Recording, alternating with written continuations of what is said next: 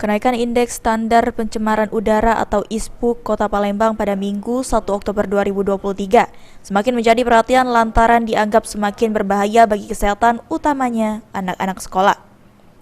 Menanggapi hal tersebut, saat ditemui pada usai pimpinan upacara di Hari Kesaktian Pancasila, PJ Wali Kota Palembang Ratu Dewa mengatakan, pada hari Minggu ini ISPU Kota Palembang sudah tembus ke angka 333 atau sudah masuk dalam kategori berbahaya.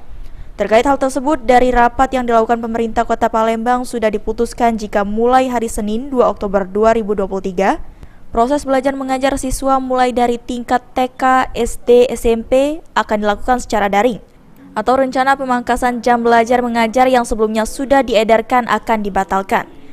Sementara terkait surat edaran ke pihak sekolah akan segera diberikan ke pihak sekolah pada hari Minggu ini, guna segera disampaikan kepada wali murid.